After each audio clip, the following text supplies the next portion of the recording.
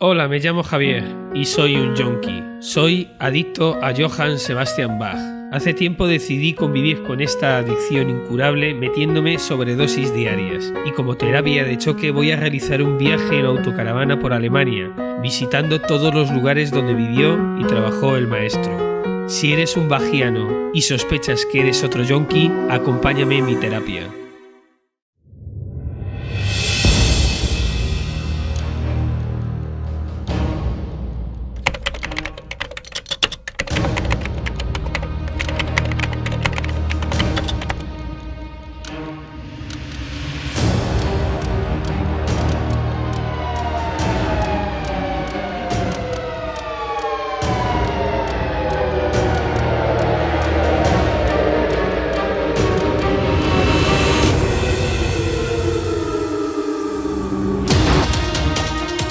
No hay mucha gente, ¿no? Ya hemos llegado a Weimar, pero antes de visitar la ciudad, algo de mantenimiento al vehículo. Bueno, se ha acabado el gas. Vamos para allá. Ahí están las dos bombonas. Y hay que cambiar ese cabezal a ese cabezal.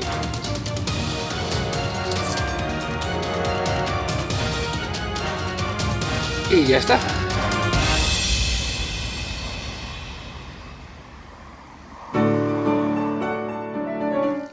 Hoy visitamos un destino de mucha importancia en nuestro periplo bajiano, Weimar. Estamos ante la casa más antigua de toda Turingia. Una preciosa casa que además tuvo como dueño a Salomon Frank, un amigo personal de Sebastian, poeta de corte y una persona que puso mucho texto a las cantatas de Bach. Tras su estancia de apenas un año en Mauthausen, el joven organista y ya su numerosa familia se trasladaron a esta ciudad. Nada más llegar, recibió del duque un regalo de 10 florines. Eso, para que lo sepáis, es más o menos el equivalente al salario de casi un mes. Vaya, una buena manera de empezar. En esta ciudad vivió y trabajó el maestro 6 años como organista de corte y músico de cámara y 3 años más como maestro de conciertos. Fueron unos años muy fructíferos. Sebastián aún no tenía demasiadas cargas familiares, pero sí un sueldo importante. Aparte, los duques que le contrataron, aparte de sus diferencias, eran grandes amantes de la música en general y de la música italiana en particular. Uno de ellos disponía de una gran biblioteca de partituras de grandes maestros, principalmente de Vivaldi, que influenció mucho en el arte de nuestro compositor.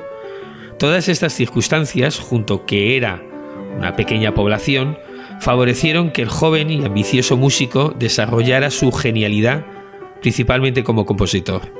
Su puesto de trabajo era en el Palacio Ducal, que ahora veremos, aunque muy probablemente ofreciera interpretaciones al órgano en este templo.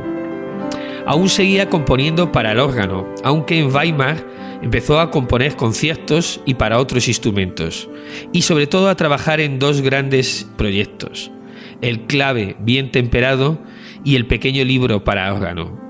La doble función como organista de la corte y músico de cámara refleja sin duda su versatilidad y capacidad como intérprete. Ya en esa época se le conocía como virtuoso, pero sobre todo su talento como compositor. Poca información encontraréis en Weimar sobre Bach. Sin duda, los héroes locales son los escritores Goethe y Schiller, aparte del omnipresente Lutero.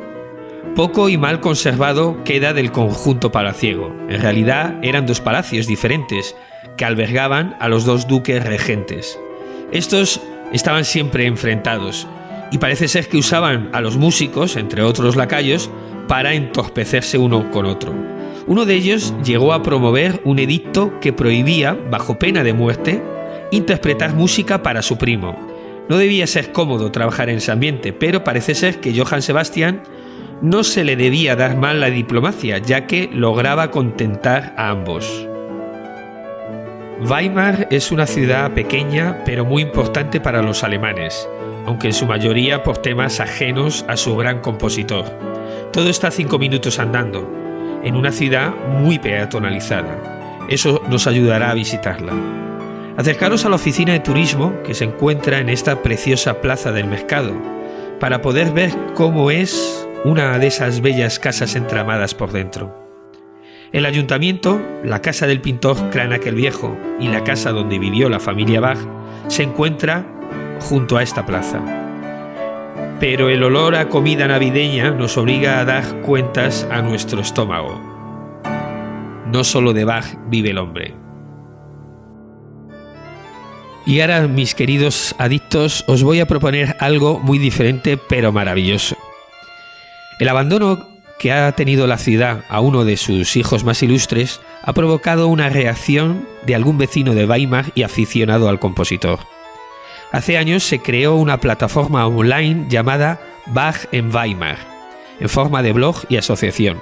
Esta iniciativa está promovida por la profesora Miriam Eichberger. Este colectivo tiene como finalidad principal la reconstrucción de la casa familiar de los Bach en esta población. Hace años hicieron una recogida de firmas y les apoyé digitalmente con mi rúbrica. Lo que estáis viendo ahora es un vídeo propuesta de un estudio de arquitectura. Esta propuesta pasa por la construcción de un edificio de cristal a modo de museo. Hay otras propuestas diferentes, muy diferentes, incluida la de la reconstrucción de la casa con un estilo historicista. Os muestro este vídeo ya que os podéis hacer una idea de lo que es el espacio donde se encuentra el edificio, que actualmente es el aparcamiento de un hotel, y los espacios de la plaza del mercado y del palacio. Esta triste fachada es la ubicación de la antigua casa familiar de los Bach. Difundo este contenido para apoyar esta iniciativa y os animo a que os paséis por su web. Ahora os muestro una reconstrucción cronológica de la fachada de la Casa Libre donde estaban alojados la familia Bach.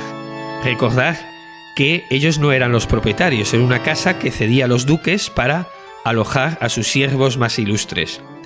La primera imagen sería la vista de las fachadas en épocas de Sebastián. No hay documentación concreta de cómo era la casa original. Esta reconstrucción se basa en referencias a otros edificios parecidos de la época. Un siglo después, la casa fue embutida dentro de un hotel. Parece ser que los espacios y dependencias interiores se conservaron y eran visitados.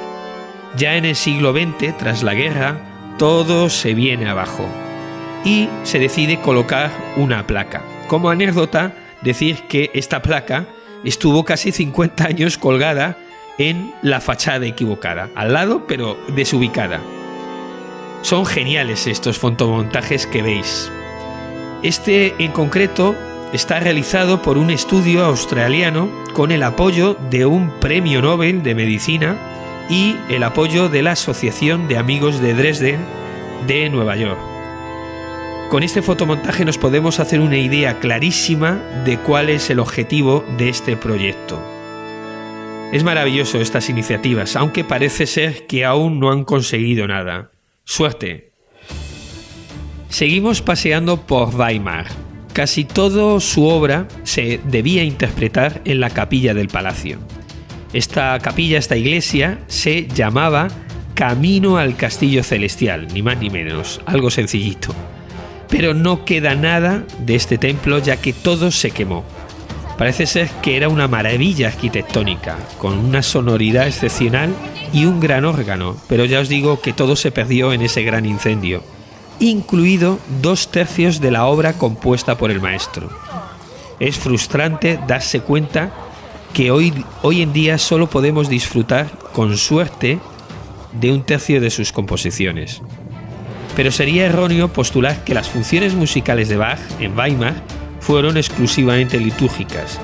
Bach seguro que actuaría también como solista de clave y virtuoso.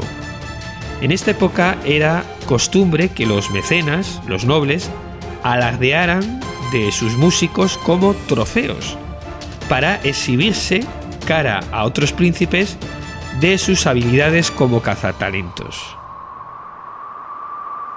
Pero Johann Sebastian se dio cuenta que no podía ascender como profesional en esta corte. y solicitó irse a Cothen. El duque, enfadado, le encerró en la cárcel un mes, convirtiéndose en el único gran compositor encarcelado. Al final lo despidió y dejó marchar, con una nota desfavorable.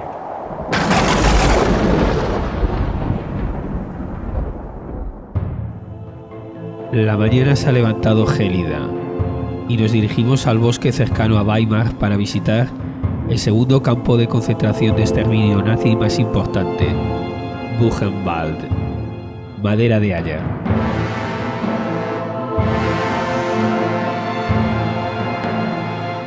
Yo puse como condición para hacer este viaje visitar un campo de concentración, por aquello de que hay que conocer la historia para no repetirla.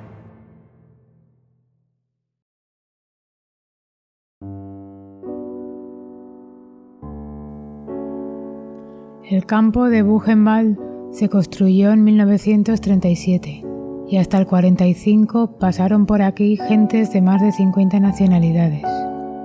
De hecho, solo un 5% eran alemanes tras la liberación. Ya no queda casi nada en pie. No se conserva ningún barracón de prisioneros, solo 2 torres de vigilancia y algún edificio anexo. Todo muy tétrico.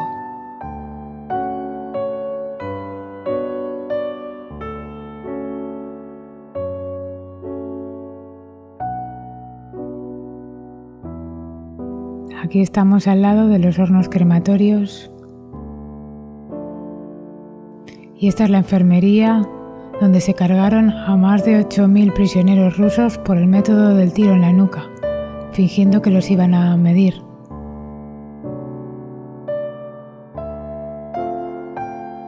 Aunque los soviéticos, al acabar la guerra, le dieron la vuelta a la tortilla y encarcelaron en este mismo campo a 28.000 personas afines al régimen nazi. Aquí se te mete el frío en los huesos. No sé si porque realmente lo hace o por la tristeza que provoca ver todo esto.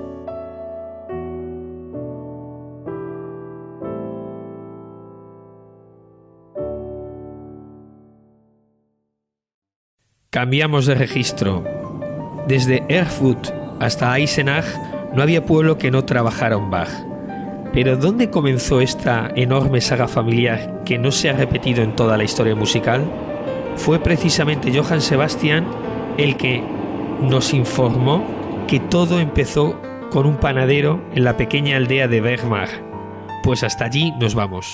Hemos abarcado aquí, en el pueblo de Weimar, para comer. Esto denota que hay turismo para ver estos sitios de Bach. Hasta esta pequeña aldea, un día, huyendo de la guerra y el hambre, llegó un panadero húngaro llamado Beit Bach, o también llamado Vitus. Se instaló, montó un molino de agua y comenzó a hacer pan. Parece ser que le gustaba cantar al compás del ruido de las muelas del molino, siempre llevaba su cítara y se ganaba un sobresueldo cantando por los pueblos. Corría a mediados del siglo XVI. En este pueblo está reconstruido y podemos visitar el molino y su casa. No le debió ir mal. Vitus es el más antiguo ancestro que cita Sebastian en su árbol genealógico. Tuvo 2 hijos, uno de ellos, Hans Bach, también fue panadero, juglar y trabajó como trompetista a tiempo parcial. Este Hans se considera el primer profesional de la saga. Hans murió en la guerra de los 30 años dejando 3 hijos. Los 3 fueron músicos profesionales y uno de ellos el primer compositor. Este era el abuelo de Johann Sebastian. La casa de Vitus está arreglada como museo y es visitable. Toda la historia musical de los Bach comenzó en esta pequeña aldea. De la misma manera que Weimar se considera el origen de toda la saga musical de los Bach, La ciudad donde nos dirigimos, Erfurt, se considera el origen de la rama Bach que nos ocupa. Cuando nació Sebastián, en Turingia, el nombre de Bach era casi un sinónimo de músico. Tanto es así que conocemos una anécdota que nos cuenta que cuando se dio una vacante en el coro de la capilla de Darmstadt, en 1693, la corte urgentemente llamó a un Bach. Esta bellísima ciudad nos recibe engalanada y vestida de Navidad.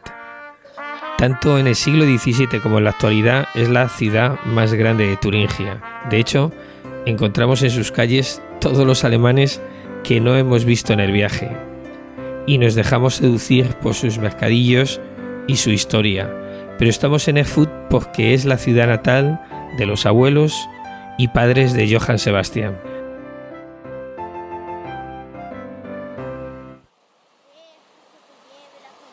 Aquí se instalaron los 3 hijos de Hans Bach, el primer músico profesional de la familia, y aquí nacieron y se casaron Ambrosius y María Elizabeth, los padres de Sebastián. Junto a este río que atraviesa la ciudad encontramos el Bolsillo de Plata, nombre por la que se le conoce a la pequeña casa de los Bach. Ambrosius, cuando tenía 26 años y siendo ya un músico de carrera, salió un día por esa puerta hacia Eisenach, acompañado de su mujer, su suegra, su primer hijo, una hermana disminuida y sus 4 ayudantes musicales. Y descubro con sorpresa que la casa contigua perteneció a la hija del gran Johann Pachelbel. Esta mujer fue una gran acuarelista y la primera persona que publicó un libro de costura. Nuestro siguiente destino es la iglesia donde se casaron los padres de Sebastián. Debió ser una gran boda, porque hay que señalar que María Elizabeth era hija de un influyente consejero municipal y un potentado peletero. Solo existe otra localización en Erfurt que esté relacionada con Bach, el monasterio de los Agustinos, donde examinó un órgano cuando ya vivía en Leipzig. Y como colofón, visitamos el puente habitado de los mercaderes, verdadera joya de la ciudad. Gracias por acompañarme en mi terapia, mis queridos adictos. Si os habéis quedado con ganas de más para ver mi nueva dosis, quizás ya no tengáis remedio.